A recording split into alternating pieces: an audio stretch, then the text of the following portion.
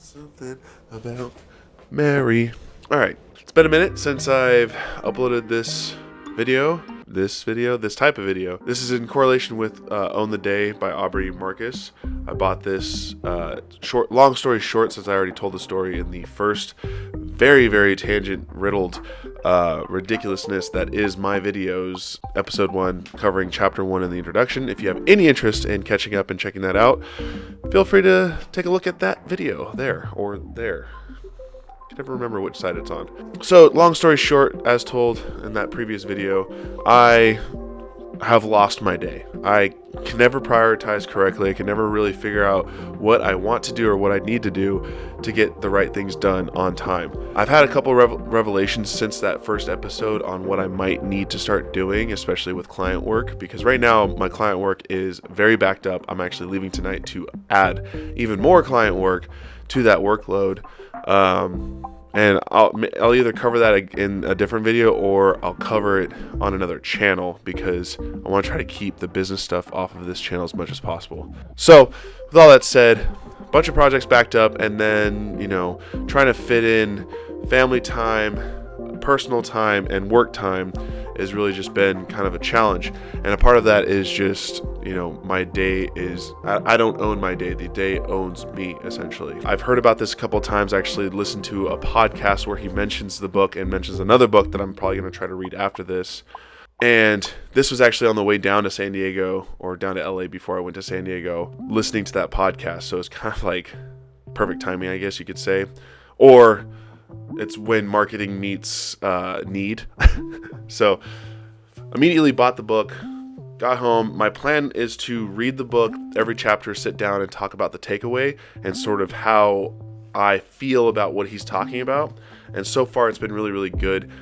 His goal is not to give you a quick fix. It's to give you a bunch of different fixes that you can try to implement. And his goal is to have you do everything that he recommends in a single day.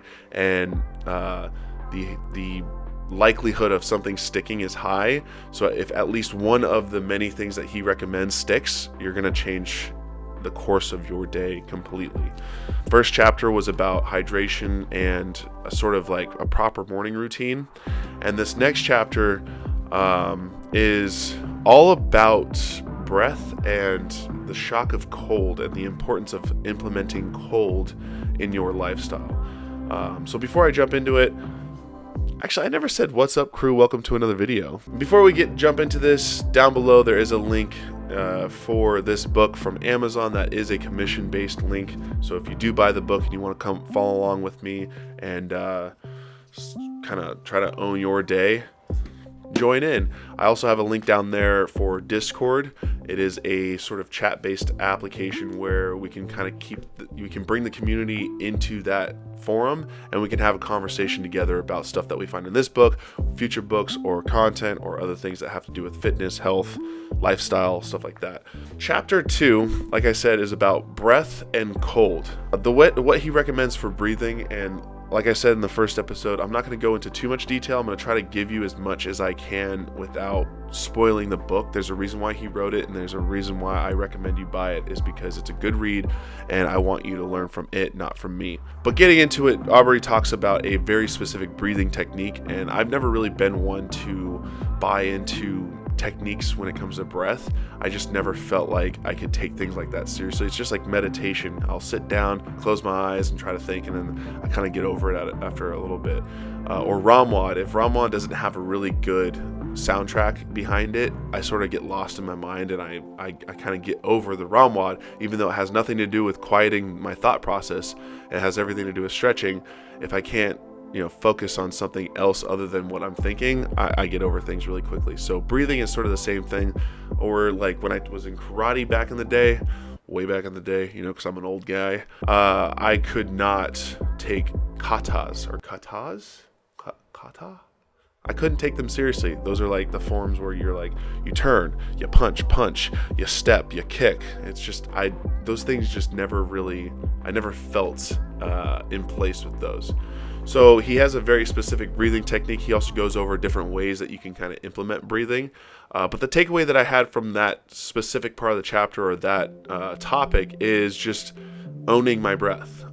Typically, and I've read this in other books before, or in articles or whatever you might be, we breathe so fast because we're not focused on it anymore. We're focused on constantly moving, getting to the next thing, getting things done. Whereas, like even right now, I just took an inhale. Whereas you should be very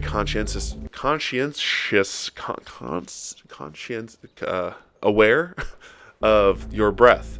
So I do want to find ways to make sure that I am, paying attention to my breath.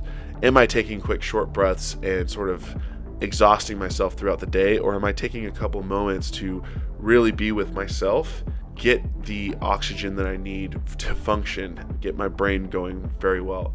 I don't know if this has anything to do with anything, but like my nose has been really stuffed lately, so you can hear me whenever I'm shooting for. I should find as many clips as I can, but like John and Sam's wedding, Chris's wedding, which was this last weekend.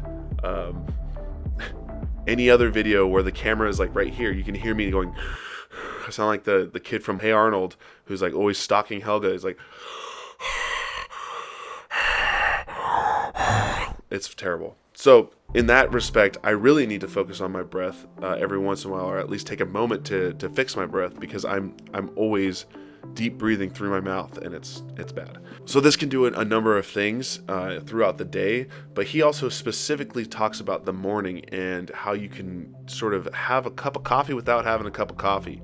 That's one of the main points, and I think that's about as detailed as I'm going to try to get.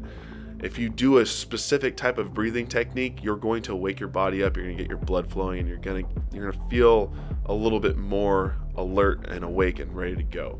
I don't know that I will ever fully implement something like that. I might try to do it every once in a while, because I did do a brief moment of the type of breathing he recommends, and it did feel good. It does feel silly, which is the thing that I need to disassociate away from some of the stuff that he recommends. Like I just don't feel serious doing stuff like that. But that might also be one of the problems that I need to address. So I'm rambling. I'm going to go ahead and quiet that. Breathing is one of the parts of chapter 2. It's something that we all neglect because it's so automatic that we think that we don't need to worry about it. But then if you really sit down and think about it, we are often breathing incorrectly. And if we own our breath, we can potentially own our day. Plug. So the second part of the book is about cold. And to be a little bit more broad, it is kind of shocking the system a little bit into survival mode a little bit. And actually, what is all of it? So he brings up a lot of anecdotes that have to do with, how historically cold has always been something to stay away from, and how now we sort of see it as a potential fountain of youth. And he recommends a couple different things that you should try to implement within your life to introduce cold elements. So the main takeaway from this part of the chapter about, having cold showers or getting into a cold bath or doing cryotherapy is putting your body in situations to where you can improve your resilience physically as well as mentally.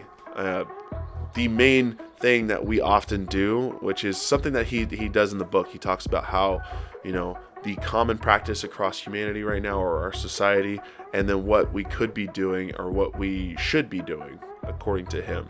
And the main thing here is, we are always looking for comfort, and that's with everything in life. We look for convenience and comfort.